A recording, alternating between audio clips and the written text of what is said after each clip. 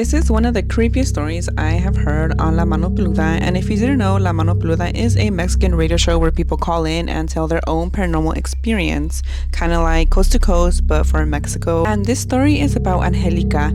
Angelica always met her boyfriend Arturo after work at a train station, and on this afternoon, the day before, there happened to be a terrible accident where someone died on the train tracks, and for some reason, they're looking at the scene of the accident together, and everything's still there. It all looks fresh and horrible. And ever since that moment, she was not the same. She started having horrible nightmares every night, and it was always the same horrible nightmare where a scrawny, sickly looking man wanted to harm her. But then it got worse. On top of these nightmares every single night, then she started to feel like someone would climb into her bed. She could feel the pressure of someone sitting on her bed, but then when she woke up, no one was there. But she could still see the sunken spot where someone should be sitting when she opened her eyes. And then something or someone started pulling her blankets off every night. She told her family how scared she was and what was happening. No one believed her until things got worse and she was no longer the same person. She wasn't sleeping. She looked sick and tired. She was no longer happy or outgoing. And then one night,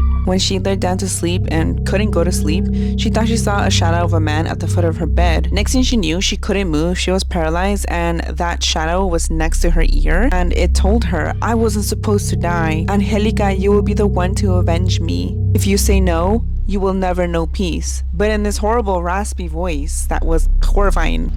She immediately and understandably passed out, and then when she woke up, she was yelling, "Mom, Mom, tell it to leave, tell it to leave." And her family ran in, and the room smelled horrible, rotten, and disgusting, and it was freezing in there. And this is when they finally looked for psychological help for her. And this is when they finally looked for help. They went to a psychologist, to a doctor, but they said nothing was wrong. So then they called La Mano Peluda, and long story short, La Mano Peluda ended up finding the person who actually died on the train tracks, and after that, everything was okay. She stopped having the nightmares, like once they found out the identity of the person that had actually died.